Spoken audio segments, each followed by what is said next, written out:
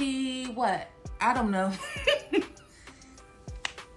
Let's get into this bacon ranch potato salad. All right, you guys, I'm going to salt my boiling water, and then I'm going to add my potatoes. You want to cook them for about 8 to 10 minutes, depending on the potato you chose and depending on how big you cubed your potatoes.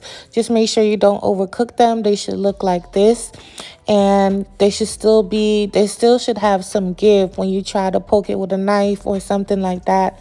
You don't want mashed potatoes, so remember, once you remove it from the boiling water, it is going to carry over cook, so you want to be careful with that. Next, I'm going to cook my bacon because I want it to cool down, so everything could be room temperature and be ready to go. This is how I like the bacon, nice and crispy.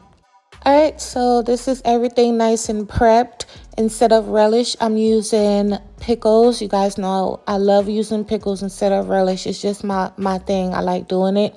I also have cayenne, Dijon mustard, the ranch packet. I'm using the original flavor. But if you want to, live on the edge and get the other flavor, that's fine as well. I have a container with chives here, about a 1/4 cup, because I like that mild onion flavor, the crispy bacon that I just made and chopped up. And now I'm going to add the mayo and just start building the sauce. Look at me, just ratchet Swiss the sauce at this point. Next, I'm going to add some of the pickle juice to thin it out. Usually I use some lemon juice or something like that, but I'm going to use the pickle juice today. I added a hefty tablespoon of the Dijon mustard. It's not exactly 2 tablespoons, but it's not exactly 1 tablespoon. It's a little bit over that.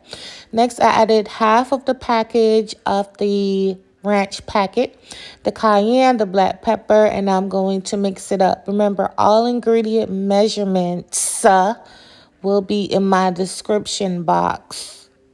Okay, now anyway, so now I'm going to add my potatoes down into my mixture. Now this was 2 big old potatoes and you kind of sort of want to gauge how much of it you actually add because I had more than the sauce that I made.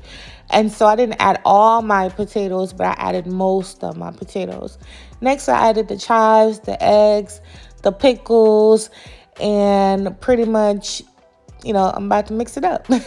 No, you want to add the bacon, and then I'm going to mix it up. Now, if you realize I'm mixing from the bottom, do not stir this like you're making Kool-Aid or lemonade. Okay, that's not what we're doing here. Mix from the bottom so you don't break up your potatoes. And you just keep going from the bottom to the top. No pun intended, y'all. You know how y'all do. No, I'm not going to make a plain potato salad. Why would I do that? You can find that everywhere. Why would I make a plain one? I believe I made this before. I think I've made this before. Now, if you don't eat pork, you don't want the swine, you don't want no meat, leave it out.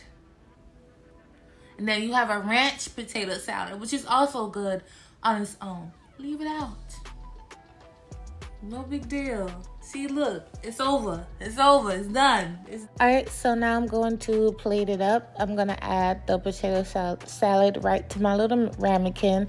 As you can see, the chives, the bacon. First of all, this potato salad was super delicious. I must have made it extra special this go around because it was really good. And, it was oxtail for dinner tonight, so that's what's on the plate. That video is also coming if you guys want it. If not, I could scrap it. You know how I do. But thank you guys so much for watching. Make this one. It's really good and a crowd pleaser. And I love y'all for supporting. And we have about 1 or 2 more recipes to go, and the Thanksgiving series will be over with. So thank y'all for watching. Love you guys, and I'll catch you on my next one. Bye.